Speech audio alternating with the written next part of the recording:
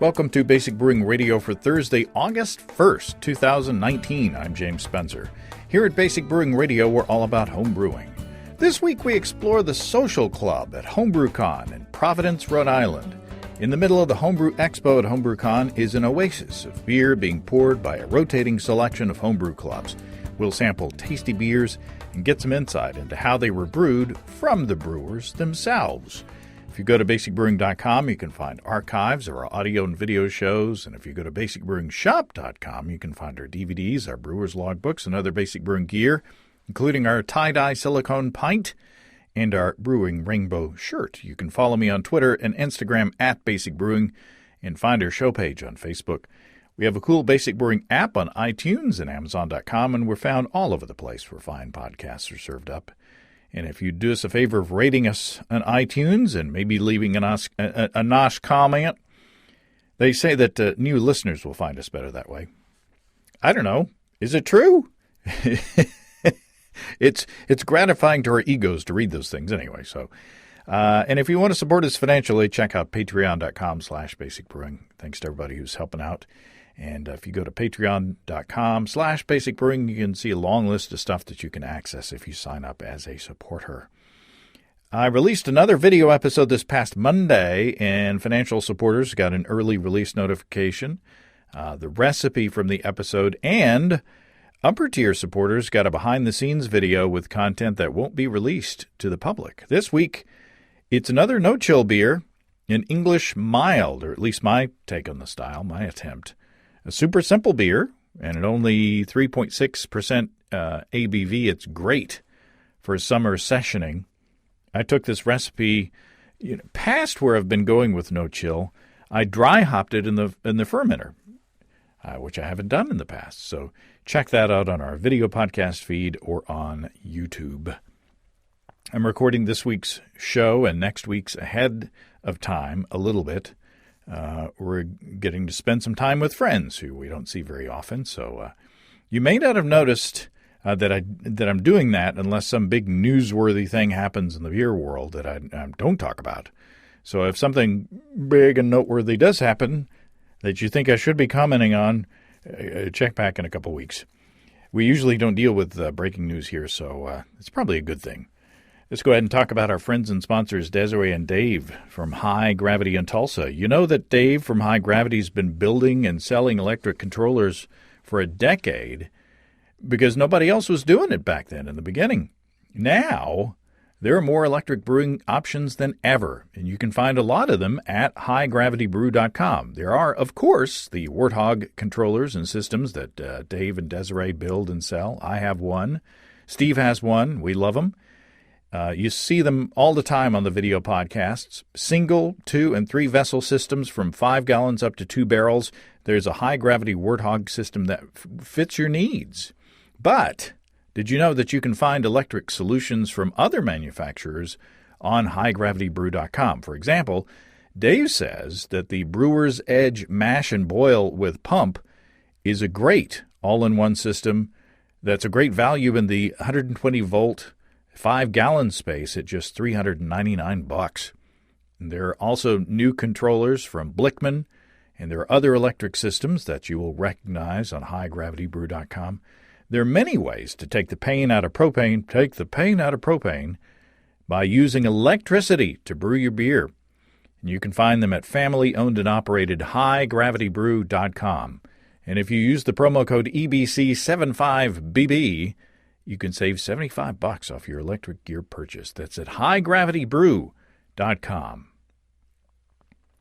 Okay, the Social Club at Homebrew Expo at HomebrewCon is underappreciated, I believe. It's sort of like a mini club night every single day of the conference, most of the day.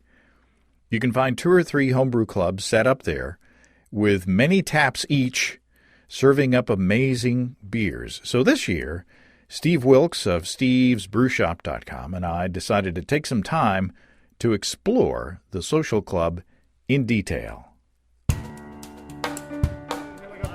We are here in the HomebrewCon Social Club This is a new feature. The homebrew. I've had 3 partial beers and still can't talk. Stop. We'll do it live. Okay. Okay, we're here at the HomebrewCon Social Club. Steve Wilkes. Yes, James. We met a new friend. Who we got? We've got William Tuttle from Connecticut. I can't read your thing. Connecticut. Introduce yourself, Will. I'm Will Tuttle. I'm the owner of Connecticut Brewing in Jamestown, Rhode Island. Connecticut is the island that the town of Jamestown is on. And I decided to open up a homebrew shop a couple of years ago. Was casting around for how it's done, and I came upon Steve's Brew Shop and then the Basic Brewing podcast, and you met with Desiree from High Gravity, and I think talked about opening a shop with them and stuff. And it all just came together, and you guys have been a resource on a number of fronts. So I can't thank you enough. I mean, I owe my way of life to you guys right now. It's all your fault. I'm sorry. I'll buy you a beer later. Appreciate that. That'll be great. So, HomebrewCon is in Providence. This is our hometown. This is our house. And it's just, I'm over the moon about having it here and having everybody see the beer scene in Providence and Rhode Island in general, So is it all cloudy IPAs up here? Not us. Yeah, we have a couple of Rhode Island themed beers. Onlyville Wiener Spice, a New York system hot dog with the meat sauce on it. Well, we've got a beer with that flavor in it. Dell's Lemonade Saison. Copyright. There's no copyright infringement. Sorry about that, Dell. And so we're bringing a little bit of Rhode Island. Everybody's doing New England hazies. We'll let them do that, and we'll do the other stuff.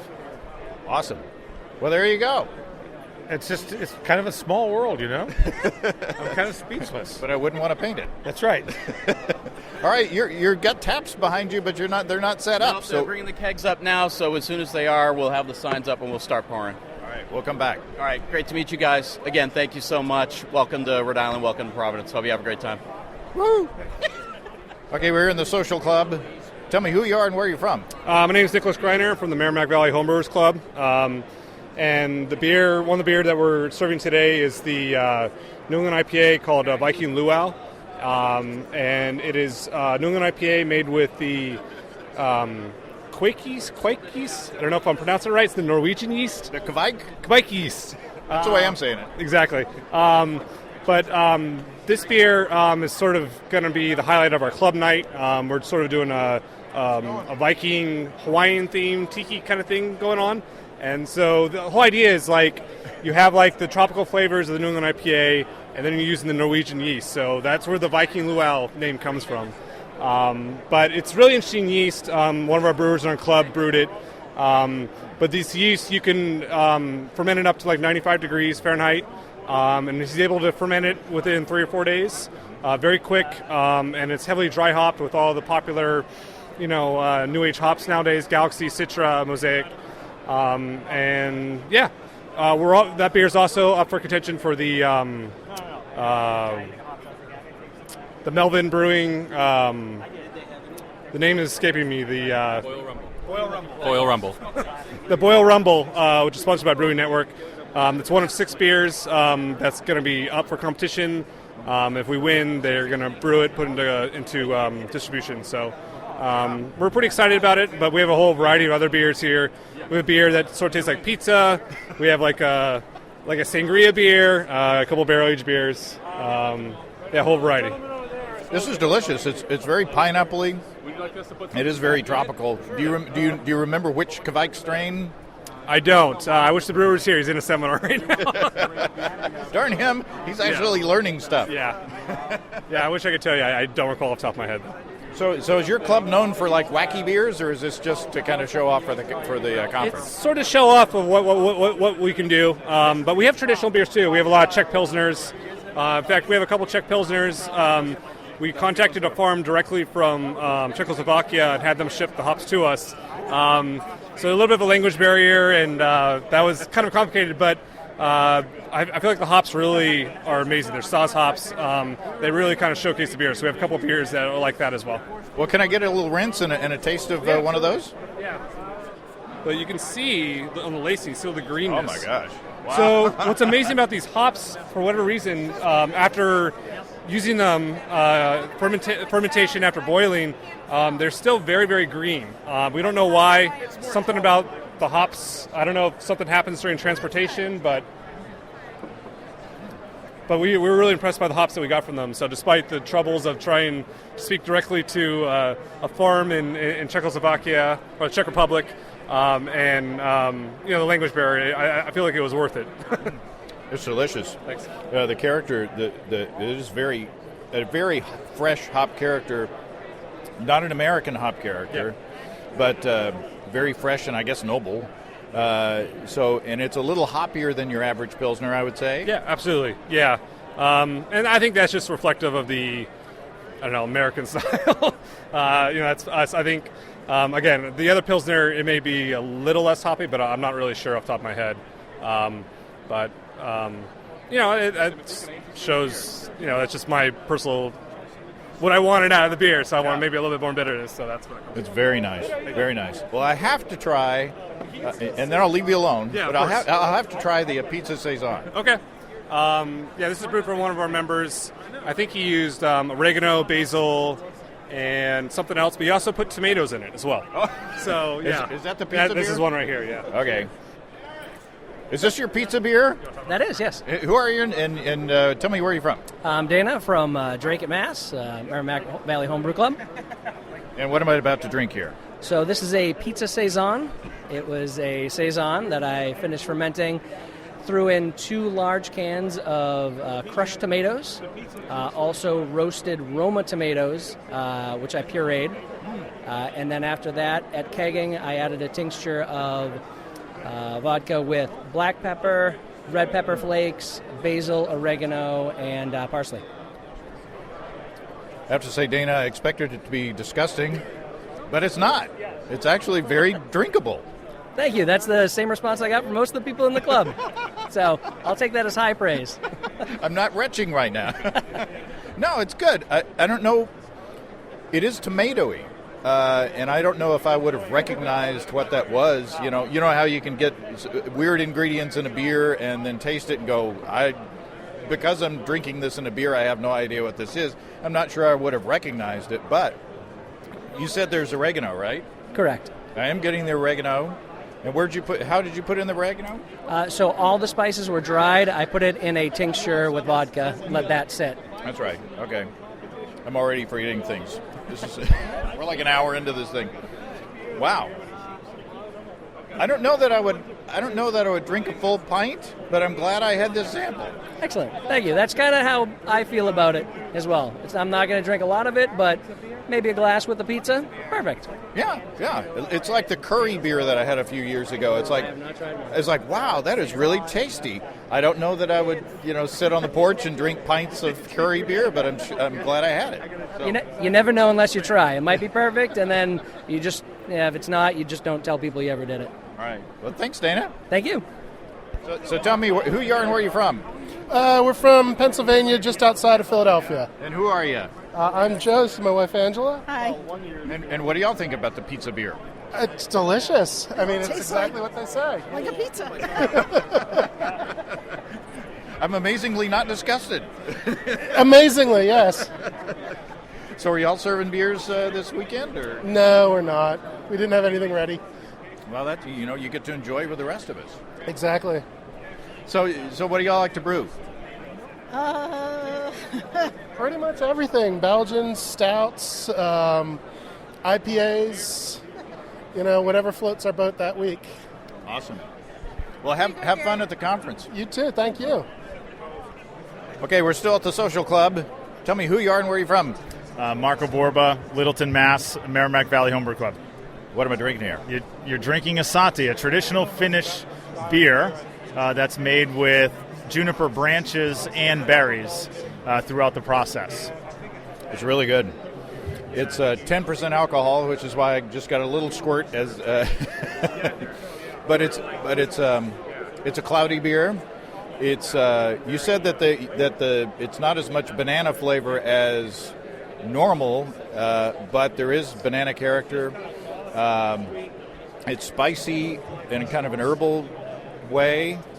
and it's delicious. Tell me about how you brew this beer.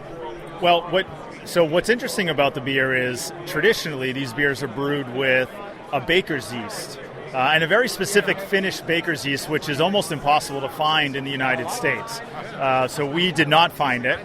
And some alternatives to it are Hefeweizen yeast, because those Finnish baker's yeast produce a lot of the traditional Hefeweizen characters, banana, a little bit of clove. And the juniper counteracts that and balances the beer out. It's also not a boiled beer, which is really interesting. So it's brought down to, it's pasteurized, but then it's brought down to fermentation temperatures, pitched, creates a little bit of tartness, and you actually have to drink the beer relatively quickly before it really sours. So it's a very old school, ancient ale style of beer to produce, and a little bit of risk, because a lot of things can go wrong when you're not, being slightly unsanitary, and a bit more of the old school brewing techniques open us up to some risk.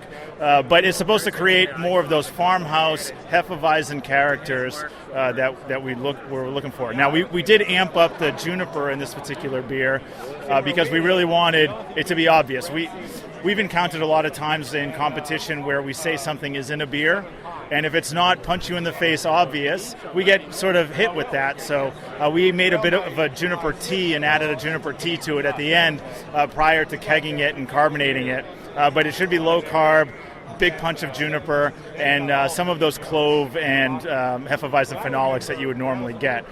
But it's faded a little bit, but we're pretty happy with it. It should be cloudy, as you saw, like a Hefeweizen would be. But yeah.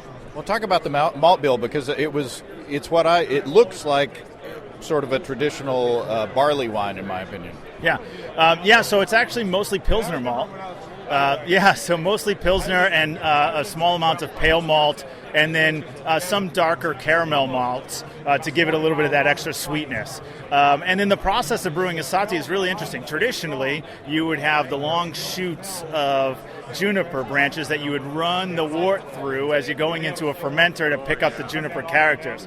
What we did, and it was really hard to find, is we found fresh juniper branches, and we threw them and rested them on top of our mash. And then we recirculated our mash over the top of those branches, and it just kept recirculating and hit all of the wood surface area and pulled some of that character, and then made that juniper tea like we talked about. And you didn't boil, so you didn't boil away that character. No, yeah, we kept it going, and we had to compensate for our yield. Obviously, we weren't boiling anything off. So we made some accommodations because it wasn't totally traditional, but we definitely try to keep it as close to that tradition as we could. And neither one of us are Finnish, so we were, it's not traditional to us. We were just doing something that was an ancient ale that was sort of forgotten, that has picked up a little bit of legs over the last couple of years. Right. Well, I'm going to interrupt this conversation here to ask you guys what you think of the sati. I think it's great.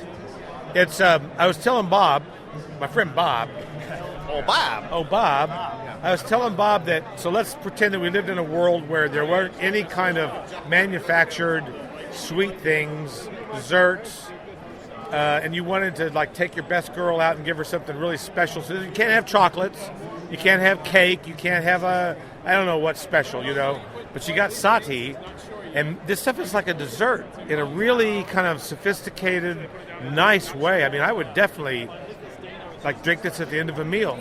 I wouldn't drink 2-3 pints of this. I'd be under the table. Well, I'll be under the table no matter what. But even if it takes 8 or 9 pints. But it's just so kind of caramely and soft, and it kind of reminds me of like a Werther's original. Yeah, you know what I'm talking about. You're wearing your sweater, which helps. Your nice Werther's original grandpa sweater. Yeah, that's right. I'm wearing that right now. Caramel. I couldn't think of the word caramel. All right. It does remind me a little bit of, instead of a beer, if it were an ice wine, it's a little bit like an ice wine, meaning it carries a lot of sweetness, it's luscious, it's very easy to drink, it's not challenging in the best sense of that word, and you could serve it for dessert, you could serve it, it's just kind of like a little something with a little biscuit, a little English biscuit. It'd be great. All right, we're still at the social club. We've moved to another booth. Tell me who you are and where are you from? Mark Larson, Charlestown, Rhode Island, and I'm a member of the Rhode Island Fermentation Technicians, RIFT. Rift. So tell me what we're drinking here. We are drinking Sunfish New England IPA. It's an IPA with almost entirely Citra. CTZ for bittering, and everything else is late Citra hop. That's delicious. Tell me about the strategy. Tell me all about this beer. How do I make this beer if I want to make this beer? Start from the beginning. Start from the beginning. Do my job for me. Oh, boy. It's pretty high gravity. I think it's, what did we start with? 1076. Wow. Actually, it's based on kind of a Sip of Sunshine clone recipe that I've kind of slightly modified. And the key difference here is that I used Imperial juice yeast, which I find doesn't really flocculate out so much, so it leaves very, as you can see, very cloudy, very thick looking kind of beer. And so I think, Citra really stands out on this. Oh, yeah, it's very candy-like in my opinion. It's very... Yeah, we were just having a discussion on the Citra hops that it has its own kind of almost a diacetyl kind of flavor that it brings to it, like the caramely candy sweetness from the hops alone. Even though this had been fully attenuated out, there's still a sweetness that we find kind of gets added from the Citra hops. I wouldn't say diacetyl because that's a bad word. Yeah, but I don't get any like butter or butterscotch or on my palate. But I get kind of a candy character. So what was your hopping strategy? How did you do it? Very late hop. Like I said, there was only a small amount of CTZ for the 60-minute boil, and then everything else was Whirlpool. And I apologize, I can't remember the amount during the Whirlpool. And then a dry hop of Citra as well at the end. I think you nailed it. Thank you very much. Appreciate it. Thanks for talking with us. Yeah, absolutely. Enjoy, guys. Cheers. Okay, here we are in the social club again. Tell me who you are and where you're from. Scott Ravela, San Diego, California. I'm pouring a double IPA, 9.3% ABV, heavy on the Maris Otter, sort of this dark roasted pale malt, and heavily late hopped. Wow. So I think it's pretty aromatic. I wanted a super aromatic double IPA with a strong malt base. So it's a San Diego lawnmower beer. Pretty much. Yeah, 9.3 or 9.4. Wow. You want to try it? Oh, my goodness. Now, what club are you with? Quaff, out of San Diego. So how did y'all get here? We had a bunch of kegs trucked out in a cold ship from the brewery, from Ballast Point. They offered to do it for us because we have such a great relationship with the Homebrew Club there, Homebrew Mart supply shop. So they said, we'll do it. So they did it. Well, that's awesome. Is this the farthest that y'all have traveled for a Homebrew Con? This is the farthest we've ever trucked beer, for sure. Well, this is an excellent beer. Congratulations. It is. It's nice and hoppy. And there's kind of a candy malt backbone that makes it really nice and drinkable and fresh and delicious. So congratulations. Thank you. I appreciate that. Awesome. Okay, tell me who you are and where you're from. My name is Jamie Burnett from the Rhode Island Brewing Society, and I've got here my breakfast day sour, dessert sour, with lactose, blueberries, and vanilla bean. Woo! That'll wake your palate up. Oh, yeah. Hello. It's quite tart and sweet and full-bodied. I use a whole lot of flaked oats and golden naked oats.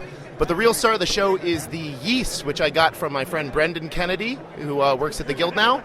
It is the Bootleg Biology Solera blend combined with his wife's sourdough culture.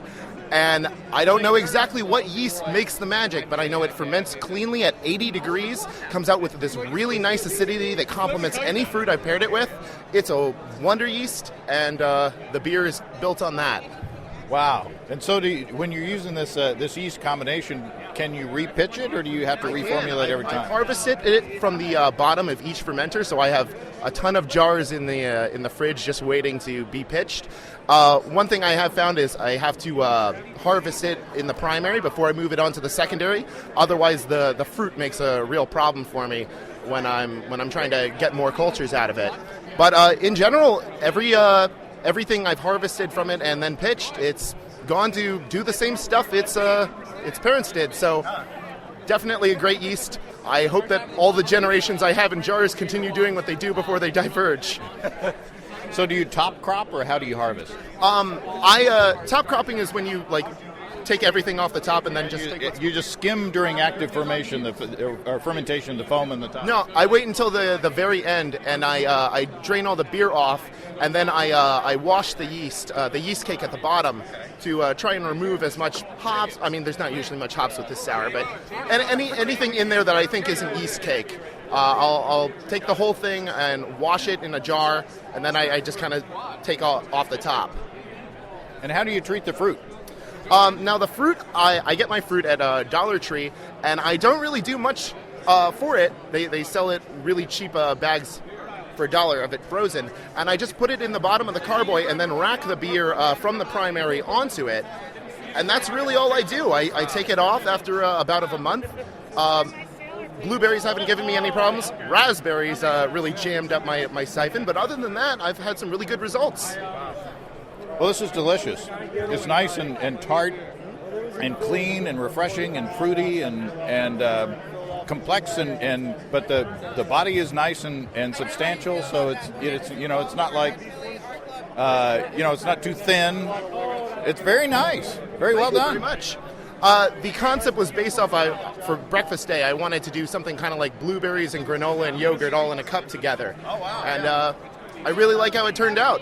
We're going to be serving some tonight at club night in a blender with some vanilla ice cream, just to see how over the top we can push it. I love that. Well, come by our booth. It's going to be great. Awesome. Thank you, sir. Thank you. Okay, tell me who you are and where you're from. My name is Rich Spare. I'm from Cranston, Rhode Island. I'm with the Rhode Island Brewing Society. What am I drinking? It's called the Tale of Two Quads. It is a Belgian-style quadruple ale. Half of it was aged on French oak for 3 months. The other is a quad that was blended 2/3 parts quad, 1/3 part dark cherry sour. So I took those two components, the quad and the blended sour, and put them all together. Wow. That's really good. It's super drinkable. It's not like sticky and heavy, but the oak comes through nicely. It's kind of toasty and it's complex, but I could drink a whole pint of this and be very happy. You'd be very happy, and you get happier as you drink more of it. and then very sad. Depending on your night. Okay, remind us who you are and where you're from. Yeah, my name's Alex McIntosh. I'm with the Rhode Island Brewing Society, living in Providence, Rhode Island, the home club for this year's Homebrew Con. What am I drinking? Right now you're drinking my triple New England IPA made with just pretty simple grist of pale malt and oat malt and a lot of Galaxy hops, along with the Bootleg Biology NEPA blend. So our club was very lucky. We reached out to Bootleg Biology because we love their yeast, and they donated our club about 10 packs of various yeast to brew up and display at the social hour here at the HomebrewCon. So we have various Bootleg Biology yeast on tap, and this one is made with a NEPA blend. Wow! Now this is a huge beer in many ways. Yeah. Now, is this technically still a NEPA? Is it still in the range? Would you say? I mean, nowadays the range is really whatever you want to make it. So I'm calling this a triple NEPA. Well, it is big. Cheers. There's quite a lot of bitterness for a NEPA, if you don't mind me saying. No. So the keg's been stored at the cellar here. The guy's been doing great.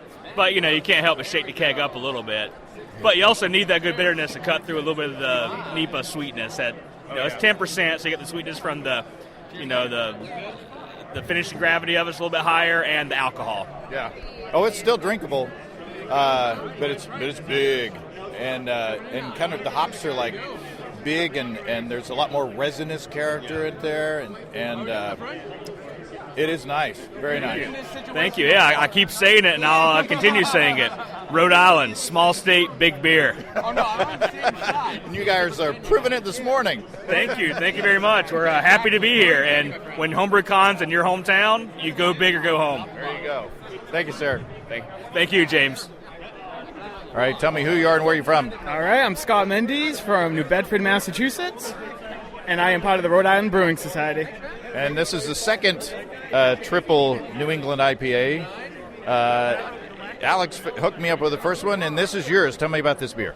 Yeah, so this is a triple IPA brewed with Citra, Sabro, and El Dorado. It was meant to be a double, but the NEPA blend attenuated more than expected, and it ended at 9.2%.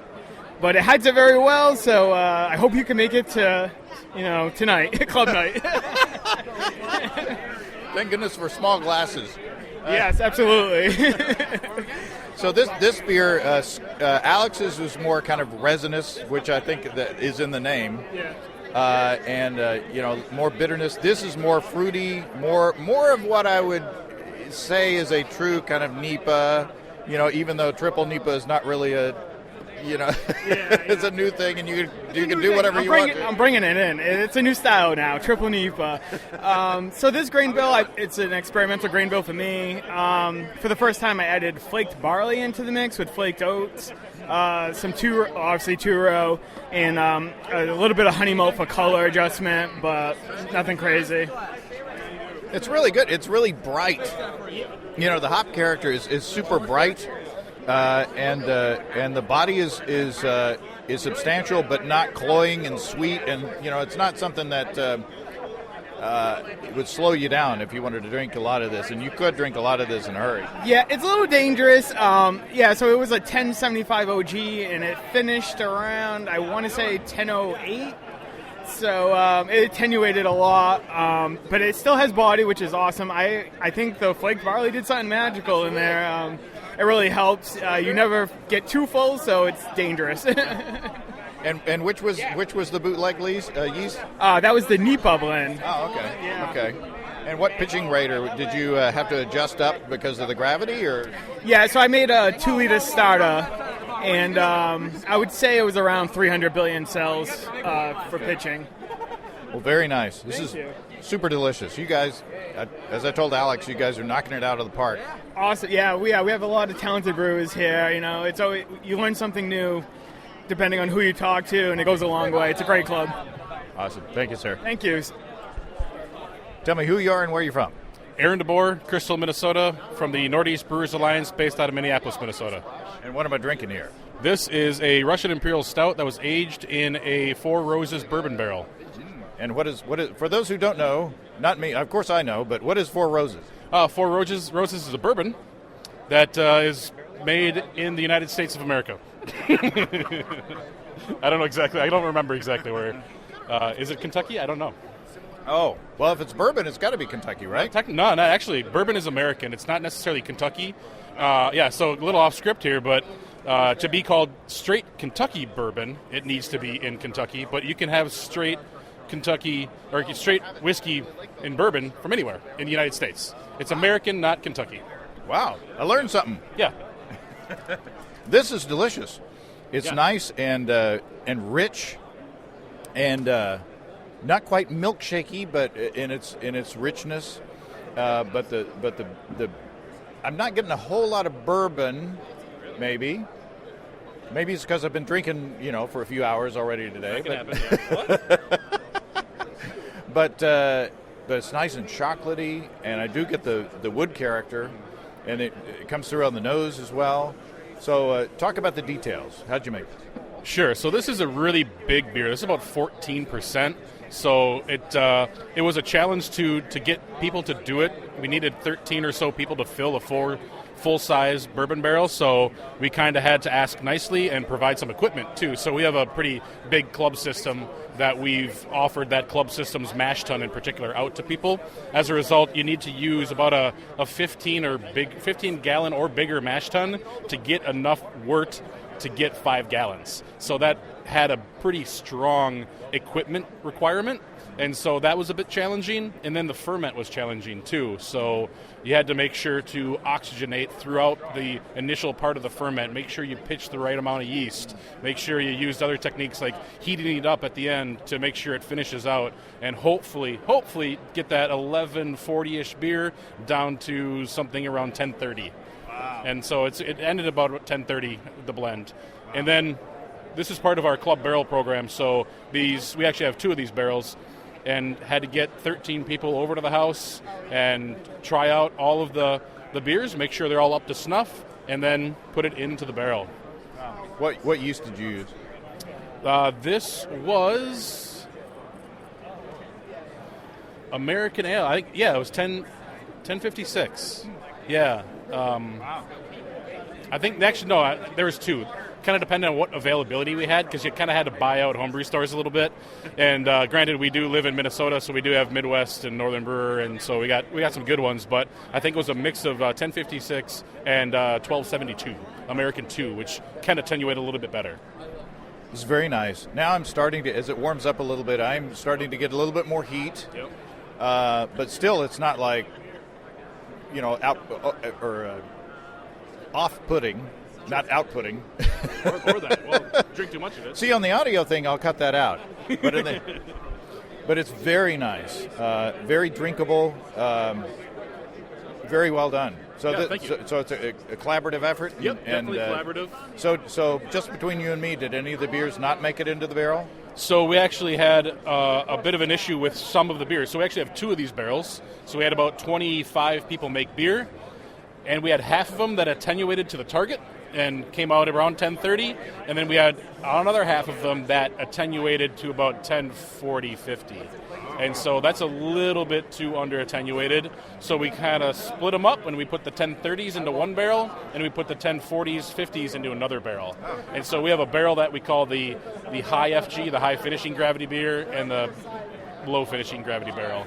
So we did have a bit of an issue with getting some of the beers attenuated, and so we split them up and we put them into different barrels, and now we're managing those barrels a little bit differently. This beer is still in the barrel. We actually just pulled an early sample to bring it here, to bring it to HomebrewCon, and we thought it was good enough to do that, but we'll see how it progresses. Maybe we'll get more of that spirit character if it stays in there a little bit longer, but it's getting close, so we're watching it closely.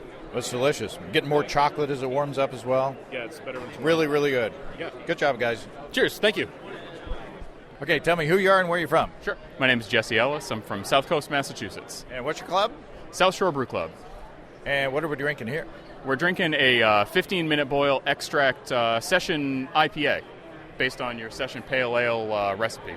I was going to say, it sounds familiar. Yeah. Yeah, a little bit. So, as I get choked up, talk about the recipe. What did you do? So it's the basic recipe that you'd put together. I did a larger volume batch, but I still use the regular 12 pounds because I do double batches usually. 12 pounds of DME, extra light DME. I use Citra and Amarillo. They're the 2 hops that I just think play nicely together in these beer styles.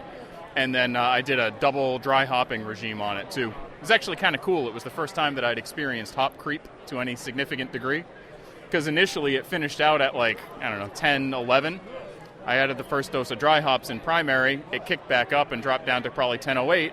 I added the second dose of dry hops after things had quieted down, and then it kicked up again and dropped down to about 10:05, which means that I kegged this literally Wednesday night. So it is as fresh can be. Wow. It's delicious. So when we talk about hop creep, that is enzymatic activity that happens in the keg or in the dry hopping that where the sugar, the carbs are broken down more into fermentable sugars and more fermentation takes place. Is that essentially it? Yeah, it seems to be the case. It was a new experience for me, so yeah. Wow. No, it's really good. It tastes a lot like your 15-minute pale ale. Mm-hmm. A little different. Hop schedule's a little different, but the beer's basically the same beer. Yeah, it tastes a lot lighter than... these guys have been giving us 9 and 10% alcohol beers and barrel aged. Yeah, I think the last beer I had was a 14% barrel aged beer, so this is a lot lighter than that, but it's still got a fairly substantial mouthfeel. Yeah. The malt character is good, even though it's an extract beer. You know, we say you can make good extract beers if you know what you're doing. And so you've played a lot with that 15-minute concept? Yeah, I've tried all sorts of different hop combinations. I like to use it. I'm probably going to be doing it a couple of times with all the hop samples I've picked up at the conference today. But I think probably the two best ones are the Citroen Amarillo, and then there was also a Mandarina Bavaria one that came out great too. Yeah, it's really good. It reminds me a lot of the hop samplers that we've been doing. You know, the hop character is really fresh and upfront, and but then it pairs well with what's going on in the background. Yeah, it's just a delicious, easy beer. And again, to reiterate, you can make great beers with extracts. If the extract's fresh and the hops are fresh, yeast is good. Pay attention to sanitation. You got a good beer. Right. I just remembered, the only other thing I did differently aside from your normal recipe was instead of Crystal 60, I used Crystal 40. I wanted a little bit more of that lighter character with a little more breadiness, and there we go. Very good. Great job. Thanks. Okay, tell me who you are and where you're from. So I'm Gary Sharp from Badass, which is brewers and drinkers around Silver Spring, Maryland. All right, and here in front of us we have little squirt bottles full of multicolored liquids that look suspiciously like Skittles. Yeah, so the take is kind of our own take on a German Berliner Weiss. So we got a sour and then Skittles simple syrup, which was made by boiling Skittles, letting it cool, removing the waxy part, and then you have Skittles simple syrup. So how do we do this? First of all, tell me about the base beer. I have to taste the base beer. So base beer is just a kind of pale sour, barrel-aged for about 6 months in a 5-gallon barrel, and made with the idea of adding the Skittles simple syrup. Wow, that's a nice, clean, tart beer. For the first beer that I've had of the day, it really it's got the taste buds going. It's a good breakfast beer, you know. I always eat candy for breakfast, so. All right, so fix me up. I'll let you. Which is your favorite Skittle flavor, or is there a blend? If you do them all, we call that tasting the rainbow. It's a couple drops of each. All right, fix me up. It's remarkably not fun looking. No, if you mix them all together, it gets a little brownish. And the base beer was a little clearer, but coming to social hour, it gets shaken up a little bit. Oh, that's tasty. That's a fun beer. So who, was this your idea?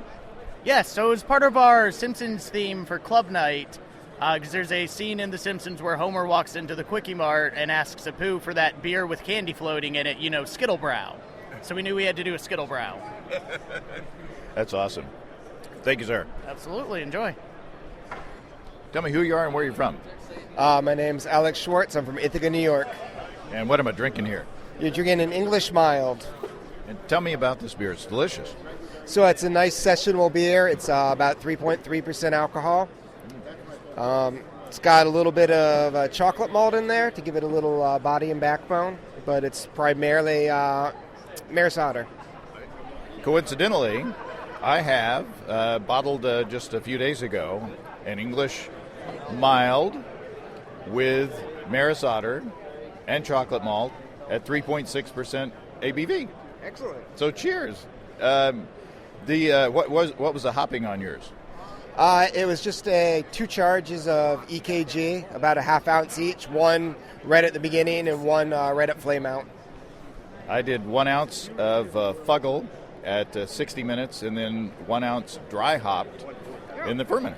So they're actually fairly similar beers. Excellent. That sounds good. What yeast did you use? Just the SO4. Oh, okay. I used Imperials. Oh, shoot. It was the latest seasonal, which I'm not going to remember. I'll insert the name later, and you'll hear my voice that sound very different. But these are. Do you like to brew a lot of these kinds of beers? Yeah, I like to have a couple beers and still feel like I can function as an adult, especially with small children in the house. And the morning after club night, This is nice to kind of ease into the day, you know what I mean? That and, if you find a breakfast stout or something around here would be nice. A little roasty, a little coffee. Yeah, I hear you. Well, good job. Thank you, sir. Oh, thank you. Thank you so much. Oh, Voyager. It was Voyager. That was that was the Imperial strain. Okay. Whew. All right. Well, thanks again to everybody who talked to us. Man, a ton of delicious beers, as you could tell. And could you tell also that those last two interviews were recorded on the final day, post club night? My voice was about done, but, I'm looking forward to Nashville next year already. If you have brewing questions, show suggestions, or just want to say howdy, write to James at basicbrewing.com, or just fill out the contact form on basicbrewing.com, and don't forget to tell us where you're from. Check out our mobile-friendly shop at basicbrewingshop.com. Thanks to everybody supporting us through our Patreon page. Special goodies coming your way. Check that out at patreon.com/basicbrewing. It's all until next time. Until then, thanks for listening, everybody. I'm James Spencer. Production help for Basic Brewing Radio and our website is provided by Kelly Dodson. Basic Brewing Radio is a production of Active Voicing. We'll talk to you next time, everybody. So long.